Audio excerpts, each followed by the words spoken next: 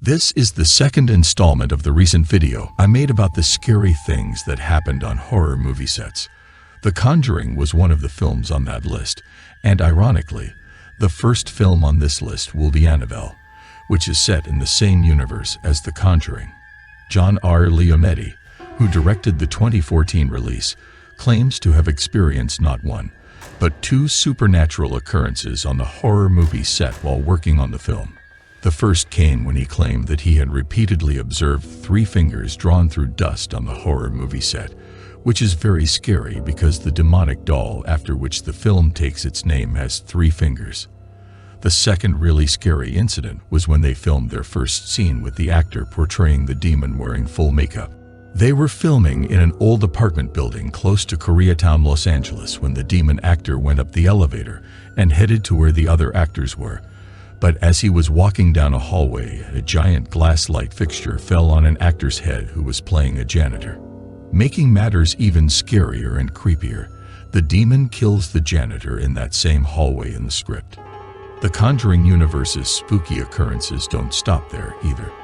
The Nun's director Corin Hardy claims that he saw two men while filming in a room at a castle in Romania, and initially thought they were just crew members.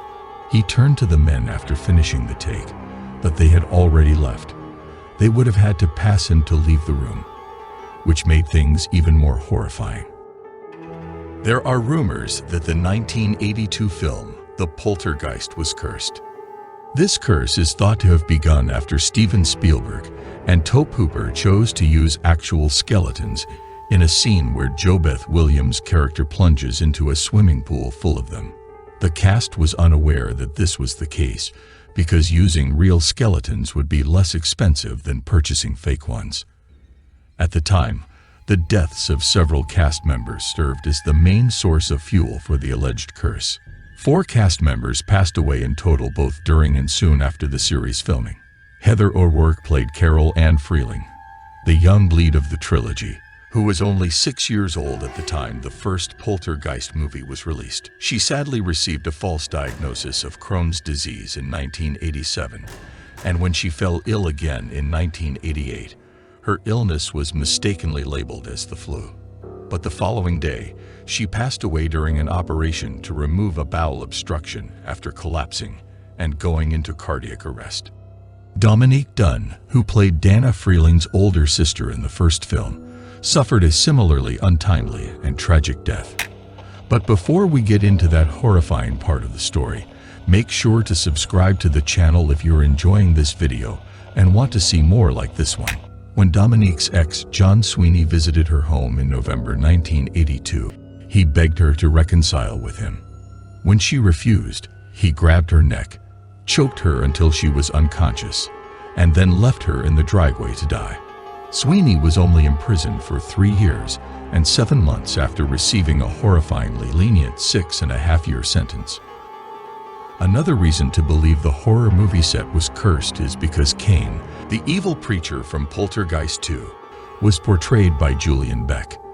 After receiving a stomach cancer diagnosis in 1983, Julian passed away not long after completing the second episode of the series.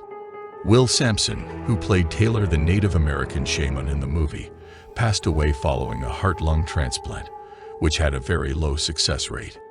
This added tragedy to the already horrific situation surrounding the movie. The number of tragedies that have befallen the cast members of Poltergeist continues to rank among the highest in any horror movie. However, the set of the 1990 film Ghost was rumored to be haunted by Heather O'Rourke. Even though Ghost is more of a film about the afterlife than a horror film, some people think there might have actually been a supernatural presence there. The sitcom Happy Days, in which Heather appeared in 12 episodes, was filmed at Paramount Studios on Stage 19. 4 stage crew members have experienced mysterious power outages and have heard Heather-like laughter late at night. The paranormal activities that take place at the studio were described by a security guard on duty at Stage 19 during the night shift. On the catwalk above the set, where Heather liked to play when she was on the Happy Days set, he claimed to hear laughing and running almost every night. Additionally, The security guard claimed that occasionally staff members would see the young girl running on stage. The security guard responded that they typically just told her to leave, and she runs off when asked what they do when they see her. It was the same on the set of Ghost, where a number of crew members reported hearing the young girl laughing and running around on the catwalk above the stage. Unquestionably one of the most well-known horror films of all time, The Exorcist, has gained widespread recognition. But a lesser-known aspect of its notoriety is that it has an allegedly haunted set. The set for the McNeil's house catching fire is one of the most unsettling examples. There were several production delays for The Exorcist, but the first was by far the worst. In 1972, after a bird flew into the circuit box, the set for Regan's family home caught fire. The bedroom, where the exorcisms would occur, was the only piece of the set to have survived. Since the likelihood of that happening was extremely slim, the movie's production was severely delayed, and the filming process took longer than a year. A real priest was requested to bless the set following the incident. Alan Burstein, who played Chris McNeil's mother, suffered a spinal injury while being carried around on a harness during filming. She alleges that she screamed for the cameras to stop recording and for them to stop pulling her, but all of her cries were ignored. For the duration of the production, she was forced to use crutches. I had a rig around my midriff with a wire coming out the back, and the stuntman was pulling me. I said, "Billy, he's pulling me too hard. I can get hurt."